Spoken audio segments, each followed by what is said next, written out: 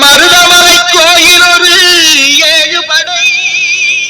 7 படி 7 படை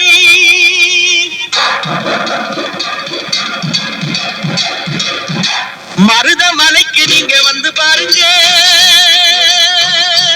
ஒரு தரம் மருதமலைக்கு நீங்க வந்து பாருங்க ஈசன் மகனோடு மனம் விட்டு பேசி பாருங்க